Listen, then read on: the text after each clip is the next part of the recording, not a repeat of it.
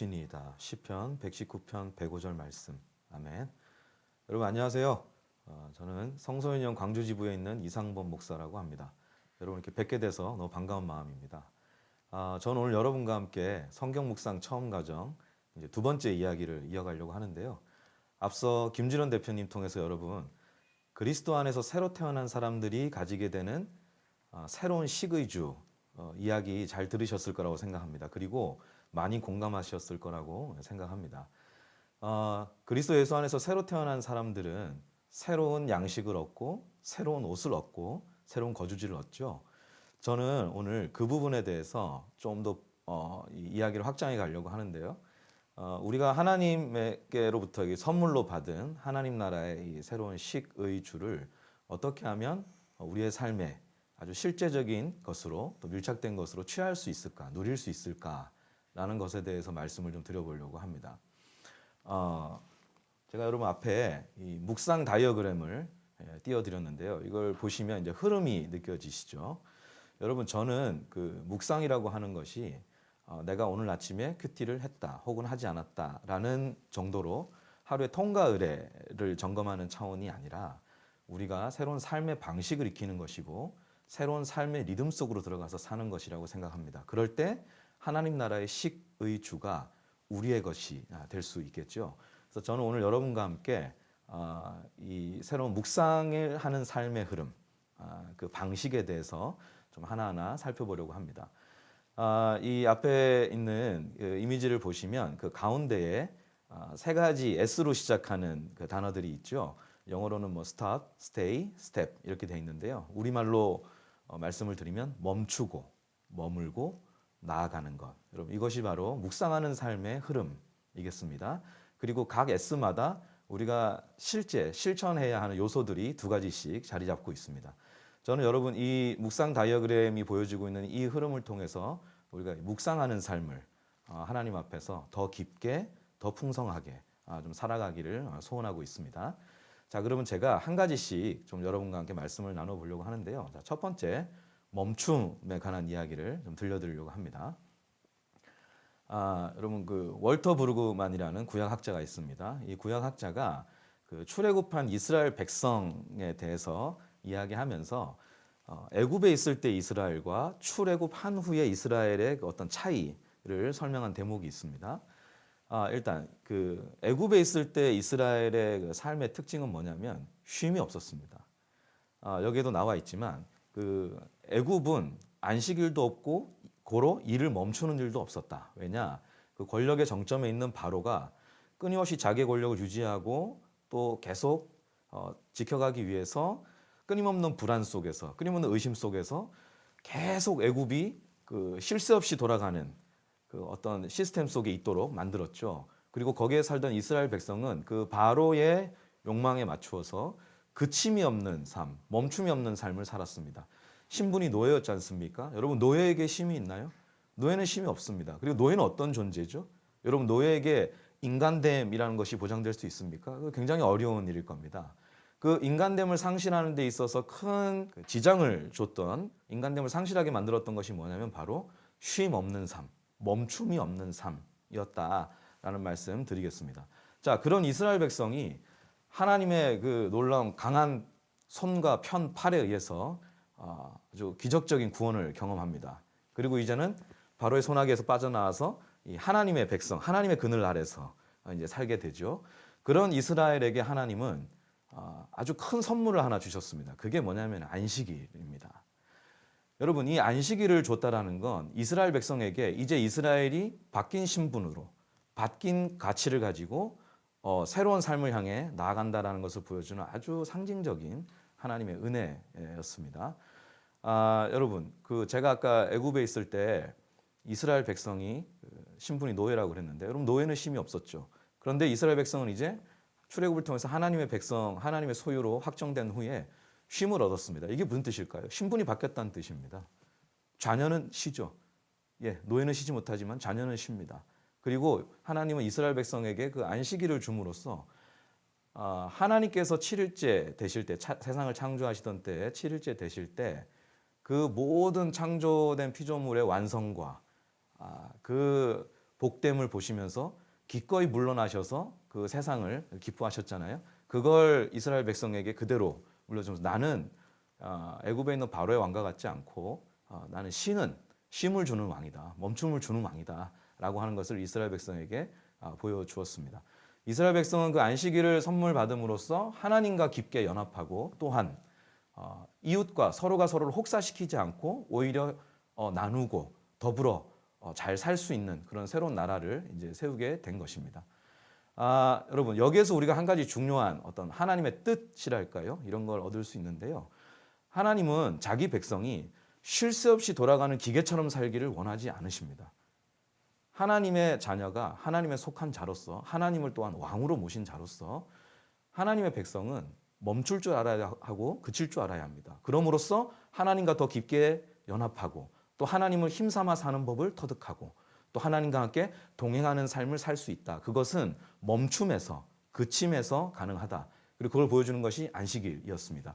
여러분 이 안식일은 일주일에 한 번 있었지만 저는 여기에 담긴 뜻은 오늘날 우리가 일상을 살아가는 데 있어서도 하루 중 매일매일 이 멈춤과 그침의 어떤 순간을 우리가 훈련하고 또한 취할 수 있어야 된다라는 메시지를 주고 있다고 이제 봅니다. 그런 점에서 여러분 우리가 묵상을 한다라는 것은 이 안식일 계명에 담긴 그 하나님의 뜻을 우리가 기억하면서 하나님이 자기 백성에게 멈춤과 그침을 주길 원하시는 분이다. 그 선물을 주시는 분이다라는 걸 기억하면서 우리도 일상 중에 매일매일 하루마다 거룩한 멈춤을 위한 시간과 공간을 만들어야 합니다. 여러분 그래서 묵상의 시작은 하나님 앞에서 멈출 수 있는 시간과 공간을 만드는 것에서부터 시작됩니다.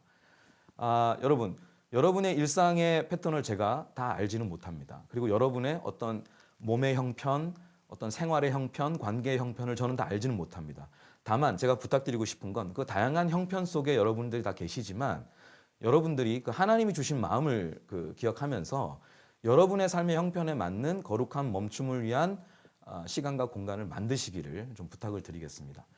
자, 제가 출애굽기 말씀을 띄워놨는데요. 하나님이 이르시되 이리로 가까이 오지 말라. 내가 선 곳은 거룩한 땅이니 내 발에서 신을 벗으라 라고 나와 있습니다. 여러분 이 말씀을 아마 익히 아시는 것처럼 광야에서 어찌 보면 좀 방황하고 있던 그 모세를 하나님이 다시 불러서 출애굽 역사에 앞장 세우는 그 시점에 일어난 일입니다. 그 광야에서 이제 양을 치고 자기 일에 충실하면서 살던 자연인의 삶으로 이제 충실히 이제 갔던 그 모세를 하나님이 찾아오셔서 이제 불러내시는 장면인데요. 여러분 여기에 보면 그 모세가 아주 그 신기한 광경을 발견하죠. 나무에 불이 붙었는데 나무가 타질 않아요. 그러니까 그걸 가까이 가서 관찰하려고 하는데 그때 하나님이 그 가까이 온 모세에게 이렇게 말씀하시는 겁니다. 가까이 오지 말라. 내가 선 곳은 거룩한 땅이니 내 발에서 신을 벗으라라고 말하고 있습니다. 여러분 지금 하나님께서 모세를 만나시는 그 땅을 지금 거룩한 땅이라고 얘기하고 있습니다. 그러면 여러분 우리가 궁금증이 들죠. 그 땅은 왜 거룩한 것일까요? 여러분 사실 우리가 생각해 보면 그 하나님이 거룩한 땅이라 지목한 그곳은 광야의 수많은 땅 중에 하나일 뿐입니다. 그런데 하나님은 그 땅을 지목해서 모세를 만나는 데 사용하시기로 결정하신 겁니다. 그 순간 그 땅은 거룩한 땅이 됩니다. 여러분 바로 이 부분은 우리에게 하루 중 거룩한 멈춤을 위한 시간과 공간을 만드는데 매우 유익한 통찰을 줍니다. 뭐냐면 여러분이 그 쉴 새 없이 돌아가는 이 하루 속에서 내가 하나님 앞에 멈추고 또 하나님을 바라고 구하겠다라는 마음으로 여러분이 어떤 시간과 공간에 있다면 여러분 그곳이 바로 거룩한 곳이다. 그 시간이 바로 거룩한 시간이다. 라는 말씀을 드리고 싶습니다. 혹 여러분 오늘 하루 내가 도저히 따로 홀로 있으면서 하나님을 만날 시간이 없다면 여러분 출근길에 큐티를 하실 때도 있죠.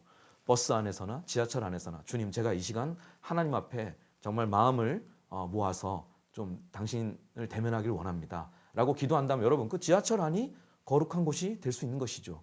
그 시간이 거룩한 시간이 될 수 있는 것이죠. 그래서 여러분의 하루 일과 중 언제 어디서든 그곳이 하나님 앞에서 거룩한 멈춤이 있는 곳이라면 하나님은 그 시간을 거룩한 시간으로 그곳을 거룩한 장소로 사용하실 수 있다는 걸 여러분 기억하시고 여러분 삶에 꼭 미리 마음의 준비를 하시고 계획을 세우셔서 내가 언제 어디에서 하나님 앞에 멈추겠다라는 걸 준비를 해두시는 게 이제 중요하겠다라는 말씀 드리겠습니다. 자, 우리가 미리 준비했던 거룩한 그 멈춤을 위한 시 공간 안에 이제 들어갔다면 그때 우리가 해야 할 일이 무엇일까? 자, 제가 앞에 이제 말씀을 한 구절 보여드리고 있습니다. 시편 123편 2절 말씀인데요. 상전의 손을 바라보는 종들의 눈같이 여주인의 손을 바라보는 여종의 눈같이 우리의 눈이 여호와 우리 하나님을 바라보며 우리에게 은혜 베풀어 주시기를 기다리나이다 라고 나옵니다. 여러분, 우리는 하나님의 종들이죠. 그 아주 좋은 의미로 우리는 복음의 종이고 노예고 우리가 기꺼이 그렇게 얘기합니다. 우리 하나님의 사랑에 매여서 기꺼이 하나님께 우리의 사랑과 충성을 드리는 그런 사람들입니다. 여러분, 그런 사람들에게 아주 그 중요한 구절이죠. 우리가 그렇게 하나님의 충성된 사람으로 그 종의 삶을 살아갈 때에 우리에게 가장 먼저 요청되는 것이 무엇인가? 그건 여러분, 무엇을 하기 이전에 하나님을 바라고 기다리는 겁니다. 여기에 구절에 나와 있죠. 그 상전이 지금 나에게 무엇을 가르치고 무엇을 원하는지를 이렇게 가만히 지켜보는 그 종들의 눈같이 여주인이 지금 나에게 무엇을 기대하고 있고 나에게 무엇을 이야기할 것인지를 가만히 바라보고 아주 두근거리는 마음으로 혹은 조마조한 마음으로 이렇게 지켜보고 있는 여종의 눈같이 우리가 하나님을 바라보고 하나님이 우리에게 은혜 베풀어 주시기를 기다리는 것. 여러분, 이것이 우리에게 요청되는 종으로 살아가는 그 신실한 삶의 어떤 그 자세이다. 그리고 믿음을 발휘해야 하는 부분이다라는 걸 알 수 있습니다. 여러분, 우리가 하나님을 바라고 기다리는 것. 그래서 묵상을 할 때 우리가 준비한 시간과 공간에 들어갔다면 거기에서부터 우리가 먼저 해야 할 일은 하나님을 가만히 바라고 하나님을 가만히 기다리는 것입니다. 여러분, 그걸 하나님을 바라보고 기다리는 데 있어서 가장 중요한 표현이 뭘까요? 그건 침묵입니다.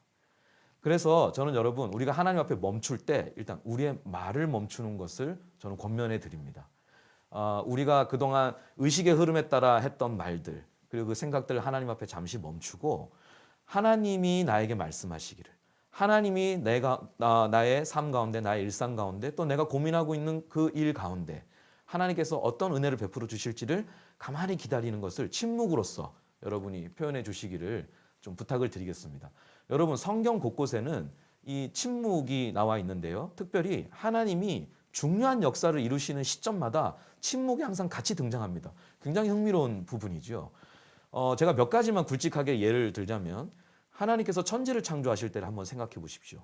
하나님의 말씀이 한마디 떨어질 때마다 그 말씀대로 다 이루어지죠. 여러분, 그때 하나님의 말씀이 온 우주에 웅장하게 울려 퍼질 그때 우주는 절대적 침묵 속에 있었습니다. 그건 무슨 뜻일까요? 하나님을 경외하는 것 마음으로 하나님 말씀하시면 그대로 순종하고자 하는 마음으로 침묵 가운데 기다린 것이죠. 그리고 하나님은 그 침묵 가운데서 말씀을 주십니다. 그럼 그 말씀대로 창조 세계가 만들어지는 것이죠. 여러분, 천지창조라는 것 우리에게 너무나 중요하고 또 우리가 창조주 하나님을 고백하는 것과 관련된 사건인데 그때 침묵이 있었다. 그리고 그 침묵이 곧 하나님을 향한 경외와 순종이었다라고 하는 것을 우리가 기억해 본다면 우리 또한 하나님을 향한 경외와 순종하고자 하는 마음이 침묵으로 좀 표현될 필요가 있겠다라는 말씀 드리겠습니다. 그리고 또 하나 느헤미야서를 보면요. 느헤미야 8장에 보면 그 재건의 역사가 이제 거의 완수될 시점입니다. 여러분, 이스라엘 백성이 그 포로기를 보내다가 정말 기적 같은 회복의 역사를 만나고 하나님은 다 귀향시켜서 그 포로에서 돌아온 자들을 통하여 다시 재건의 역사를 세우시죠. 여러분, 하나님의 이 놀라운 회복의 역사가 시작되는 시점입니다. 그때 느헤미야가 제사장들을 통해서 백성에게 부탁한 말이 있습니다. 그건 뭐냐면 잠잠하라. 여러분, 이건 무슨 뜻일까요? 하나님이 지금 정말 새로운 일을 행하실 거예요. 이제 포로기의 수치를 다 씻고 지난날의 그 조상들의 죄를 하나님 앞에 다 회개하고 우리가 이제 하나님 앞에 새롭게 된 백성으로서 하나님의 새 역사에 참여하겠다라는 것을 경험하는 그 지점에서 백성들에게 느헤미야가 부탁한 건 침묵하라는 거예요. 하나님이 무엇을 행하실지 가만히 바라라. 그리고 기다리라. 그리고 하나님이 보여주시고 말씀하실 때 우리가 힘껏 따라가자라고 하는 표현이 이제 그 침묵 안에 담겨 있던 것이죠. 여러분, 그리고 우리의 귀한 주님이신 예수 그리스도를 한번 생각해 보십시오. 예수님은 공생애를 살기 전에 가장 먼저 어디로 들어가셨습니까? 광야로 들어가셨죠. 여러분, 광야가 어떤 곳이죠? 사람의 말이 사라진 곳이죠. 예수님께서는 메시아의 삶을 공식적으로 시작하실 때에 사람의 말이 사라진 곳으로 들어가서, 즉 침묵의 공간으로 들어가셔서 오직 하나님을 독대하며 하나님의 말씀에, 하나님의 임재에 자신을 가만히 두셨습니다. 그리고 거기에서 다가오는 사탄의 유혹을 하나님의 말씀을 힘입어서 물리치셨죠. 예수님의 그 침묵이 메시아 사역의 그 출발점에 함께 있었다라는 거 여러분 기억하실 겁니다. 이 외에도 하나님이 행하시는 중요한 일 곳곳에 침묵이 함께한다라는 수많은 어떤 그 증거들이 있습니다. 제가 그걸 다 말씀드리지 않겠지만 여러분 우리가 하나님 앞에 묵상을 할 때 침묵한다는 것이 얼마나 중요한 일인지를 여러분 좀 기억해 주시면 감사하겠습니다. 그리고 여러분 침묵 후에 우리가 해야 할 건 하나님께 간구하는 기도입니다. 우리는 어떤 기도를 해야 할까요? 여러분 우리가 하나님 앞에 멈춘 것은 사실 그냥 멈춤 자체가 목적은 아닙니다. 그 멈추는 일로도 충분히 의미가 있습니다만 우리가 멈춘 것은 사실 하나님의 말씀에 더 깊게 잠기고자 하는 그 마음이 있기 때문에 멈추는 것이거든요. 그렇다면 우리의 기도가 그 하나님의 말씀으로 이제 더 깊게 들어가는 것에 다리 역할을 해주는 이제 기도여야 하겠습니다. 자, 그 기도는 사무엘상 3장 10절 그리고 시편 119편 18절에 있는 이 구절로서 우리의 기도를 좀 삼으면 좋겠는데요. 사무엘이 이르되 말씀하옵소서 주의 종이 듣겠나이다.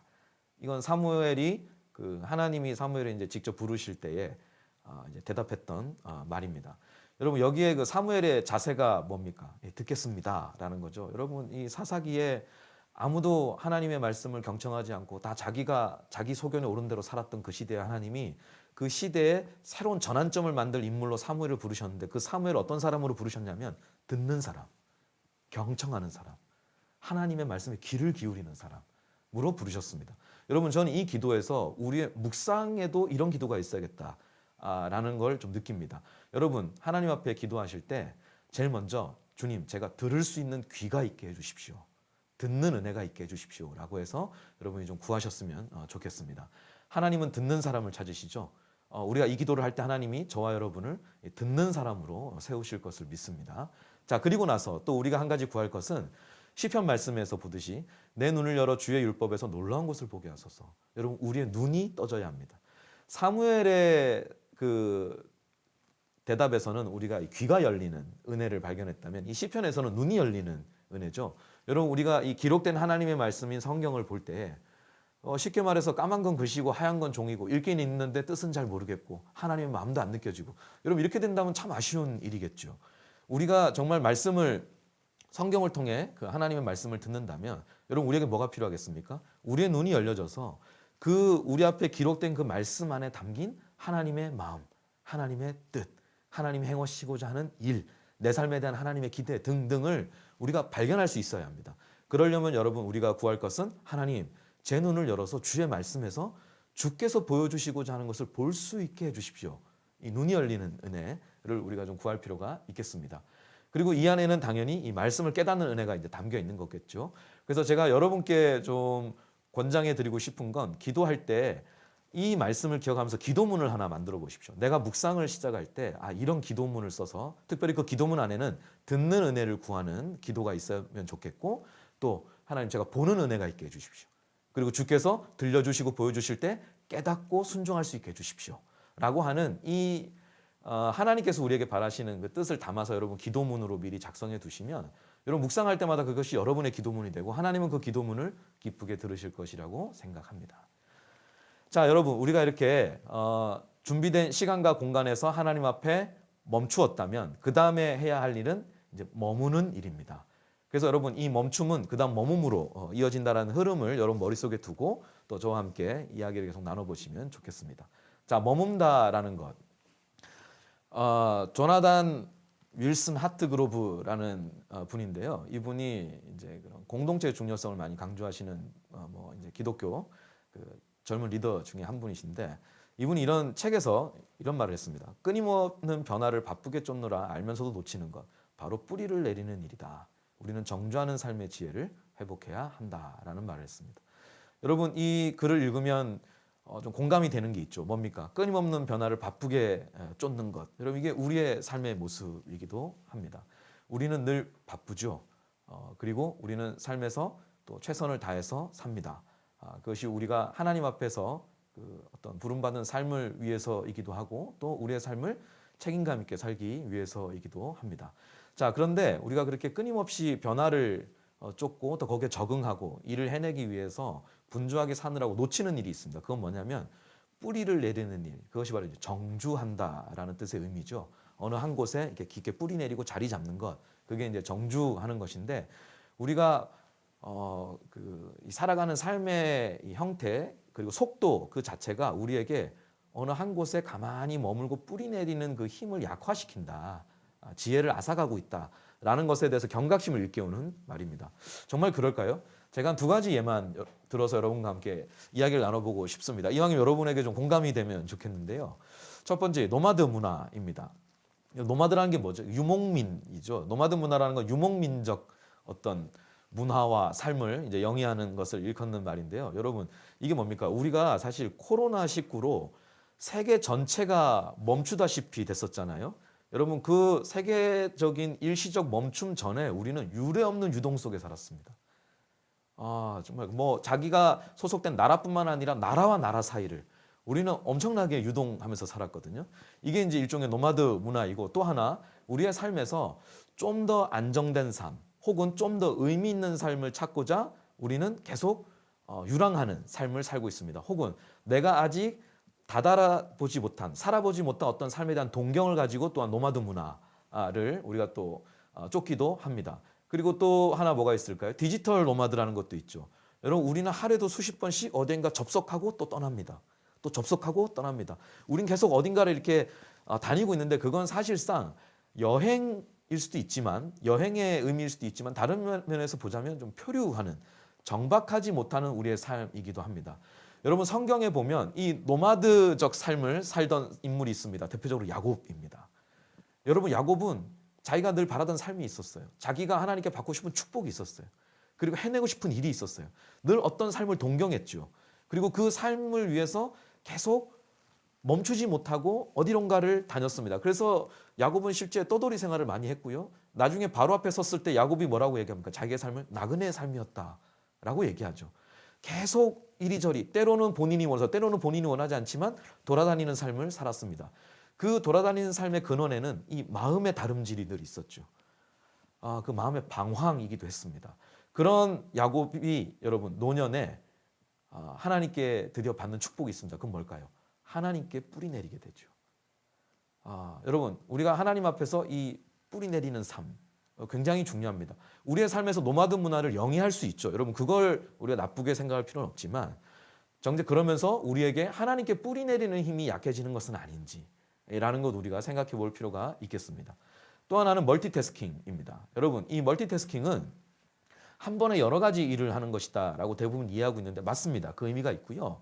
또 하나, 우리가 그 한 번에 여러 가지 일을 할 때 우리 자신을 좀 살필 필요가 있는데, 그건 뭐냐면 우리의 지각이 한순간에 여러 곳에 분산되어 있는 상태이다 라고 하는 것을 이제 볼 수 있습니다. 여러분, 뭐 예를 들까요? 우리가 이 노트북을 켜놓고 업무를 봅니다. 그런데 노트북 그 옆에 창 구석에서 채팅이 하나 올라와요. 그럼 그 채팅에 답을 합니다. 근데 전화가 와요. 전화를 받습니다. 근데 이 전화 안에서 문자가 또 들어옵니다. 그러면 이걸 이어폰으로 다시 연결하고 전화를 받으면서 또 문자로 확인합니다. 이게 한 번에 여러 가지 일을 하는 거죠. 여러분, 우리가 이런 멀티태스킹적인 모습을 우리 삶에서 어렵지 않게 발견하고 있습니다. 우리가 살고 있는 삶의 환경, 뭐 탓이기도 하고 때론 덕분이기도 합니다.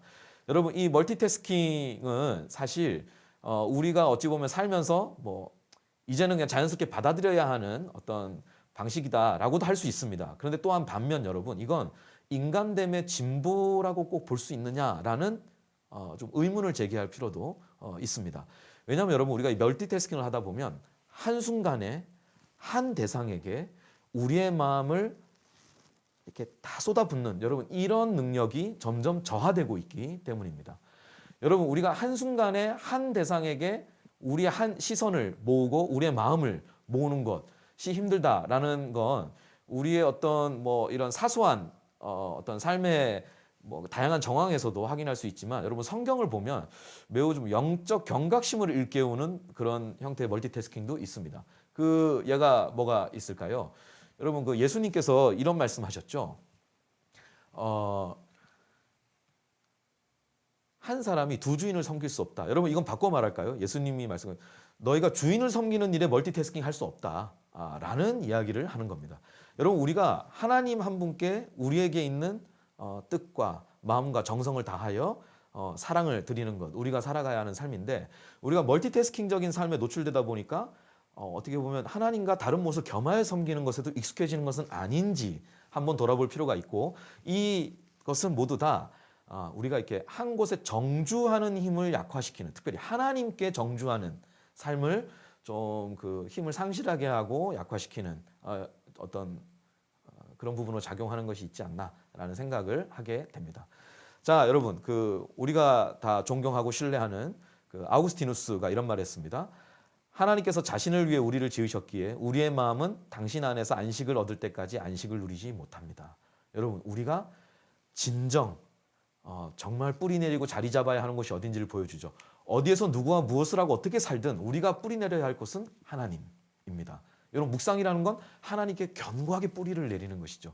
그리고 하나님으로부터 삶에 필요한 어떤 것을 공급받으면서 그것을 힘삼아 하나님과 함께 그 길을 걸어가는 것이 묵상입니다. 여러분께 그래서 필요한 건 이 정주하는 힘, 하나님께 뿌리 내리는 힘, 그리고 거기서 요청되는 지혜를 얻는 것인데, 자, 그래서 여러분, 우리에게 머무름의 기술이 필요합니다. 머무름의 마음만 가지고 있으면 부족합니다. 그걸 실제 구현해낼 수 있는 기술이 필요한데, 우리가 특별히 말씀 앞에 머무르면서 하나님께 뿌리 내리려면 일단 읽기의 근육이 키워져야 합니다. 자, 우리가 어떻게 읽기의 근육을 키울 수 있을까요? 여러분, 매일 여러분 앞에 펼쳐진 그 큐티 본문을 두고 제일 먼저 하셔야 될 건 감각적으로 읽으십시오. 여러분, 우리가 성경을 읽는다, 특히 묵상을 위한 읽기를 한다고 할 때 그 읽기는 정적이지 않고 동적인 겁니다. 그 동적이라는 건 우리의 많은 감각이 동원되는 행위이다라고 생각하시면 됩니다. 성경을 읽을 때 우리의 감각이 많이 동원될수록 좋습니다. 일단 눈으로 보지요. 그리고 눈으로 보고 있는 그 말씀을 입으로 소리내어 읊조리듯이 소리내는 게 좋습니다. 그 소리를 낼 때 우리의 귀에 그 말씀이 들리죠. 보고 소리내고 듣고 벌써 감각이 여러 개가 동원이 되는 것이죠. 그리고 또 하나, 우리가 읽고 있는 그 말씀에서 필요한 부분에 표시를 하고 또 필기를 하고 메모를 하고 하면서 여러분, 우리가 이 손으로 또 쓰면서 필사를 하기도 하고 하면서 또 읽습니다. 이건 여러 가지 감각이 지금 동원되고 있다라는 것을 뜻합니다. 여러분, 성경을 읽을 때 때로는 내가 읽고 있는 그 성경을, 여러분 핸드폰에 녹음 기능 다 있으시잖아요. 그걸 녹음해서 내가 녹음한 걸 또 한번 들으면서 읽기도 하고 해서 여러분의 감각이 더 종합적으로 더 많이 동원될수록 좋다라고 생각하시면 좋겠습니다.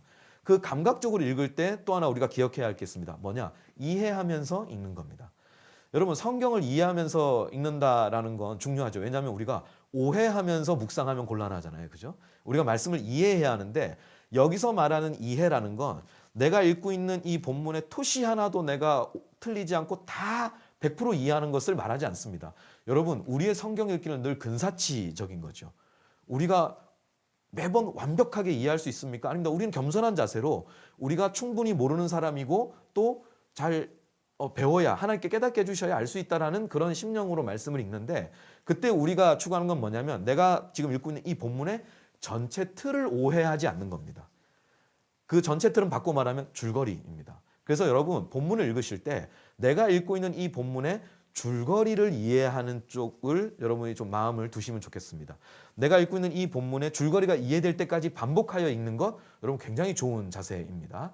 그래서 내가 이 본문을 줄거리가 머릿속에 어느 정도 들어올 때까지 읽었다면 그걸 이왕이면 두세 문장으로 한번 요약해서 적어보십시오. 여러분, 이때 제가 좀 농담이긴 합니다만 주의해야 할 게 있습니다. 여러분의 요약이 본문보다 더 길면 곤란하겠습니다.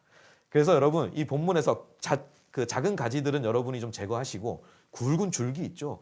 이 본문이 지금 이러이러한 흐름 속의 이야기구나라는 걸 여러분이 두세 문장으로 요약하실 때 그 요약하는 과정에서 중요한 문장에 밑줄도 그으시고 눈에 띄는 표현에 체크돼 두시면 나중에 줄거리를 요약할 때, 그리고 내용을 이해할 때 훨씬 도움이 될 것이라고 생각합니다. 그리고 세 번째, 감각을 동원하여 이해를 지향하며 읽을 때 여러분, 하나님의 임재 가운데 읽으십시오. 여러분, 우리가 묵상을 할 때 읽기를 한다는 건 단순히 성경 공부를 하는 시간이 아닙니다. 묵상은 공부가 아니라 사귐의 시간입니다. 그래서 묵상을 숙제하듯이 하시면 안 되고요. 묵상은 교제로 하셔야 됩니다. 하나님과 나누는 교제거든요. 그렇다면 우리가 성경을 읽을 때 이 내가 읽고 있는 지금 이 본문, 감각을 동원하여서 이해하려고 노력하면서 읽는 이 본문을 통해서 하나님이 지금 나에게 임재하시고 말씀하신다라는 걸 믿으면서 경청하는 자세로 읽는 것, 여러분이 꼭 기억하셨으면 하는 부분입니다. 자, 우리가 이렇게 읽었다면 그 다음 우리가 또 체득해야 하는 머무름의 기술은 발견하기입니다. 여러분, 모든 성경 안에는 메시지가 담겨 있습니다. 그 우리가 읽은 본문 안에도 메시지가 담겨 있거든요. 그 메시지를 발견해내는 것이 또한 여러분 묵상하는 가운데 이게 필요한 부분이겠습니다. 사실은 여러분 읽기에서 묵상으로 우리가 묵상의 단계로 들어가는 것은 이 메시지의 발견이 중요한 역할을 해준다라고 말씀을 드리겠는데, 여러분 특별히 메시지를 발견하실 때 그냥 막연하게 메시지가 있을까 좀 보일까 하면서 보는 것보다는 여러분 구체적인 질문을 가지고 메시지를 발견하시는 것이 중요합니다. 그것을 저희가 이제 두 질문 방법론이라고 하고요. 이건 성서윤의원의 매일 성경이 지향하는 그 묵상 방법론이기도 합니다. 여러분 어떤 본문을 만나시든 그 본문을 향해서 이 두 질문을 던져보십시오. 오늘 이 본문에 하나님이 어떤 분이신지 찾아보십시오. 그리고 또 하나의 질문을 던져야 합니다. 그것은 뭐냐면 하나님이 그 본문을 통해 주시는 교훈과 기대가 무엇인지 질문하고 찾아보십시오. 여러분 하나님이 주시는 교훈과 기대는 여러 가지가 있을 수 있습니다. 약속과 명령이 있을 수 있고요. 위로와 격려가 있을 수 있고요. 사랑하기 때문에 책망하고 경고할 수도 있습니다. 그리고 본문에 등장하는 등장인물을 통해서 배울 점 배우지 말아야 할 점이 있을 수도 있습니다. 여러분 그런 것들을 이 질문을 통해 발견하시면 훨씬 많은 메시지를 길어 올릴 수 있습니다. 그래서 아까 읽기가 그 말씀의 표면을 우리가 이해한 것이라면 이 두 질문은 그 말씀의 표면을 넘어서 이제는 그 밑에 있는 말씀을 두껍게 읽는 그 층위를 읽어내는 그 하나님의 뜻을 이 두 질문을 통해서 깊은 층위를 읽어내는 단계다라고 이해하시면 좋겠습니다. 여러분 이 두 질문은 우리에게 이제 매우 중요한 신앙의 방향성이기도 하거든요. 이걸 단순히 내가 그냥 성경 읽을 때 한번 쓰는 방법 이렇게 여기실 것이 아니라 이게 내 삶의 지향성을 가지고 있다라고 여기시면 좋겠습니다. 무슨 뜻이냐면 여러분 드웰이라는 책이 있습니다. 저는 개인적으로 매우 추천하는 책인데요. 우리가 일상에서 하나님과 함께 그 선교적 삶을 살아가는 데 있어서 아주 그 많은 지침과 통찰을 주는 책입니다. 이 책에서 그 인간이 타락한 존재잖아요. 그 인간의 타락한 존재에 대해서 설명해 주는 부분이 있습니다. 그 아까도 우리가 뭐 언급한 바 있지만 그 아우구스티누스의 이야기인데요. 아우구스티누스 신학의 뿌리를 두고 있는 그 아우구스티누스의 신학에서는 타락한 상태의 그 인간 존재에 본질적으로 무슨 문제가 있는지를 라틴어로 표현한 게 있습니다. 그건 뭐냐면 호모 인쿠르바투스 인세라는 말입니다. 이건 뭐냐면 인간이 구부러진 존재라는 거예요. 그러니까 사람 원래 이렇게 좀 반듯하게 서 있어야 하는데 인간이 타락했다는 건 이렇게 구부러졌다. 근데 이 구부러진 게 어디로 구부러졌냐? 자기 속으로, 자기 안으로. 여러분 우리가 자기 중심적 삶 이런 표현하죠. 그죠? 여러분 이게 뭐냐면 자기 안으로, 자기가 우주의 중심인 거예요. 그러니까 뭐죠? 하나님도 주변이에요. 그래서 자기가 주인이 되어서 자기가 우주의 중심이 되어서 이게 살아가는 삶. 그리고 여기에서 자신에게 고통을 줄 뿐만 아니라 다른 사람에게 세상에게도 이 고통을 서로가 서로에게 안겨주는 것. 다 이제 이 호모 인쿠르바투스 인세에서 비롯되는 것들인데요. 여러분 그래서 마틴 로이드 존스 목사님 같은 분은 죄를 경향이다라고 표현한 바 있습니다. 이게 바로 이런 거죠. 구부러지는 경향. 자꾸 내 안으로 굽어드는 경향이 있습니다. 여러분 이런 인간의 죄성은 사람의 힘으로 이겨내기 어렵습니다. 이건 하나님의 도우심이 필요합니다. 하나님의 도우심이 있어야 어떻게 될까요? 이걸 내 속으로 구부러지는 것이 아니라 하나님을 향해 뻗어나가고 그리고 하나님의 뜻을 향해 뻗어나가서 하나님의 통치 아래서 복되게 살아갈 수 있는 것. 그건 하나님의 은혜를 통해서 가능한데요. 여러분 그것이 바로 두 질문을 통해서 일어나는 일입니다. 우리는 모두 자신 속으로 구부러진 존재다. 영혼이 속으로 구부러져 있다라는 것을 인정하시고 말씀을 접할 때마다 주여 오늘도 이 구부러진 영혼이 하나님의 은혜를 통하여서 하나님 어떤 분이십니까? 저에게 보여주십시오. 들려주십시오. 깨닫게 해주십시오. 할 때 우리의 구부러진 영혼이 하나님을 향해 뻗어나가게 됩니다. 자, 그리고 하나님 이 본문에 담긴 주님의 교훈과 또 기대를 알려주십시오. 제가 그 통치를 기꺼이 받기를 원합니다라고 하면 우리 속으로 구부러졌던 영혼이 하나님의 뜻을 향해 하나님의 계획을 향해 하나님 우리 삶에 가지고 계신 그 기대를 향해 뻗어나가게 됩니다. 여러분 이럴 때 우리의 삶은 하나님이 기뻐하시는 형상으로 점점 더 성화되어 가는 것이고 나중에 영화에 이르는 것이죠. 자, 여러분 여기에 그 하나님을 향해 뻗어나가서 아주 이렇게 그 복을 누렸던 인물이 한 명 있습니다. 이게 시편 18편에 있는 세 구절을 제가 발췌해 왔는데요. 이 시편 18편은 다윗이 그 사울에게 쫓기던 때에 그 도망자 신세일 때 지었던 시입니다. 여러분 혹시 누군가에게 쫓겨 보셨습니까? 우리가 참 감히 상상하기 어려운 삶인데 여러분 사람이 누군가에게 쫓기고 숨어야 하고 피해야 하고 그리고 늘 거기에 불안하고 긴장하면서 산다라는 거 정말 견디기 어려운 삶이었을 겁니다. 다윗이 그러고 살았죠. 다윗이 그래서 사울에게 쫓기다가 여러분 그 속에서 자기 안에 동굴에 갇히지 않겠어요? 내 신세, 나는 왜 언제까지 이렇게 살아야 하나? 그리고 이 삶은 도대체 왜 나에게서 이게 떠날 줄을 모르고 계속 고통을 안겨주는가? 그리고 나는 어디까지 무너지는 건가라는 자기 속으로 계속 굽어드는 어떤 경향 속에 있었을 겁니다. 그런데 그런 다윗이 하나님의 도우심, 하나님이 나타나셔서 찾아오셔서 다윗을 도우셔서 다윗에게 또 하나님의 그 손을 펴셔서 하나님이 뭔가를 행하셨습니다. 그때 다윗이 이 고백한 말들입니다. 나를 넓은 곳으로 인도하셨다라고 나오죠. 또 하나, 나의 발을 안 사슴같게 하셔서 나를 높은 곳에 세우셨다. 내 걸음을 넓게 하셨다. 여러분 이건 무슨 뜻입니까? 자기 안으로 굽어들고 자기 안으로 계속 갇혀 들어가던 사람이 하나님을 만나고 그 하나님의 뜻을 깨닫자 넓고 높은 곳으로 인도받게 된 거예요. 뻗어나가는 삶이죠. 여러분 우리도 우리의 일상에서 어떠한 어려움 속에 있더라도 여러분 이 하나님께서 우리가 묵상을 함으로 하나님을 만나고 또 하나님께서 나에게 주시는 뜻을 깨닫고 순종함으로 하나님을 향해 뻗어나가고 하나님의 뜻에서 통치받으며 살아가는 삶이 여러분 되어야 하겠습니다. 자, 여러분 여기까지가 이제 머뭄이 되겠습니다. 자, 이제 우리가 머물렀다면 그 다음에 해야 할 일은 이제 나아가는 일입니다. 여러분 우리가 하나님 앞에 고요히 머물고 또 하나님께 듣는 은혜, 보는 은혜, 깨닫는 은혜를 구한 후에 실제 하나님의 말씀을 읽고 묵상하면서 이제는 하나님이 어떤 분이신지, 하나님 내 삶에 가지고 계신 기대가 무엇인지 이제 깨닫고 간직하게 됐다면 여러분 그 다음에 해야 할 일은 뭘까요? 그 다음 나아가는 일인데요. 이건 바꿔 말하면 연결하는 겁니다. 내가 깨달은 하나님, 그리고 내가 깨달은 하나님의 뜻을 어디에 연결해야 할까요? 여러분 제가 이 연결의 방법을 말씀드리기 전에, 연결의 대상을 말씀드리기 전에 성경에 있는 연결의 대가를 한번 소개해 드리겠습니다. 사도 바울입니다. 여러분 사도 바울이 쓴 서신 중에 에베소서를 여러분 다 아실 겁니다. 교회론으로서도 아주 사람들에게 사랑받는 이 책이기도 한데요.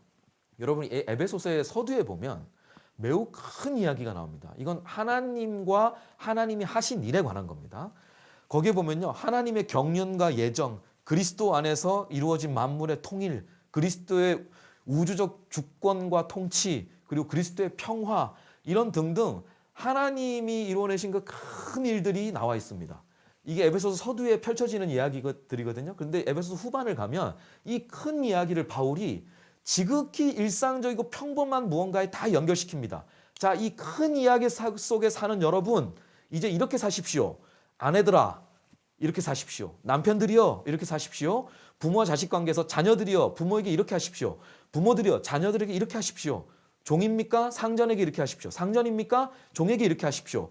라는 것을 이 앞에 나와 있는 하나님이 하신 일을 다 그 사람들이 살고 있는 그 평범한 하루하루에 다 연결시킵니다. 가정생활, 사회생활, 그들이 맺고 있는 인간관계 안에 새로운 가치관으로 자리매김하게 하고 새로운 행실로 자리매김하게 하고 누군가를 바라보는 시선의 변화로 자리매김하게 합니다. 여러분 이건 다 연결시키는 거예요. 우리가 묵상의 마지막 단계 나아가면서 해야 할 일이 바로 이 연결입니다. 여러분 우리가 하나님이 어떤 분이신지 깨달았고 하나님이 가지고 계신 뜻과 기대를 깨달았다면 어떻게 될까요? 가장 먼저 기도에 연결하십시오. 여러분 그래서 묵상의 마무리는 기도로 되는 것이 좋습니다. 오늘 여러분이 묵상 가운데 깨닫게 된 만큼 그리고 그 깨달음 때문에 하나님께 드리게 되는 고백들이 있죠. 그것이 찬양이든 회개이든 감사든 여러분이 가지고 있는 그 마음 깊숙한 곳에서부터 우러나오는 그 고백들을 기도로 적으십시오. 그리고 하나님 내 삶에 가지고 계신 기대와 뜻이 이루어지기를 바라는 은혜를 구하는 기도를 적으십시오. 여러분 그래서 우리가 첫 번째 해야 할 연결은 기도이다 라고 말씀을 드리겠습니다. 그랬다면 두 번째 해야 될 기도는 뭘까요? 여러분의 일상에 연결하십시오. 여러분 그 예수님의 비유 보면 달란트 비유 있죠. 그래서 작은 일에 충성한 자에게 거기에서 뭐라고 나옵니까? 네가 작은 일에 충성하였기 때문에 내가 큰 것도 맡기겠다라고 말씀하시죠. 여러분 저는 그거 여기서 말하는 연결에도 포함된다고 봐요. 하나님이 우리에게 뭐라고 말씀하시냐면 네가 묵상에서 깨달은 걸 작은 일에 잘 연결하였구나. 내가 너에게 큰 일에도 연결하게 해주겠다. 여러분 예수님이 우리한테 기대하시는 건 뭘까요? 우리가 삶의 작은 일, 다른 사람은 주목하지 않더라도 하나님이 보시고 주목하시는 그 작은 그 미시적인 일들에 내가 하나님의 마음과 뜻을 담아서 잘 연결해서 내가 오늘 하루 저 사람을 만날 때 나의 말의 습관을 이렇게 한번 바꿔보자. 내가 저 사람을 대하는 자세를 할 때 저 사람을 하나님의 귀한 형상으로 한번 바라보자. 내가 아내를 바라볼 때 내가 오늘 아내에게 저 힘든 일을 한켠을 내가 좀 짐을 덜어주자. 한 부분을. 이런 식의 여러분 우리의 일상의 아주 평범한 부분에 하나님의 뜻과 마음을 담아서 우리가 연결할 때 하나님은 그 가운데 일하십니다. 여러분 그래서 자그만에 깃든 하나님 나라를 볼 줄 알아야 됩니다. 그러면 일상으로의 연결이 더욱 강해질 수 있겠죠. 자, 여러분 이제 여러분께 마지막 권면을 드리겠습니다. 묵상을 시작하십시오. 멈추고 머물고 나아가십시오. 단 여러분 시작하실 때 큰 목표를 잡지 마십시오. 제가 여러분께 오히려 제안 드리고 싶은 건 이겁니다. 하루 10분.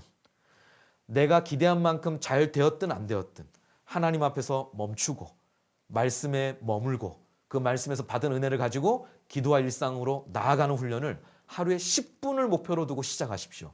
여러분 그 10분이 아이고 그걸로 뭐가 달라질까? 제 삶이 변화가 있겠습니까? 라고 자문할 수도 있고 또 되물을 수도 있겠지만 여러분 제가 거기에 관한 얘기를 하나 마지막으로 들려드리겠습니다. 존 싱어 사전트라는 인물이 있습니다. 굉장히 유명한 화가인데요.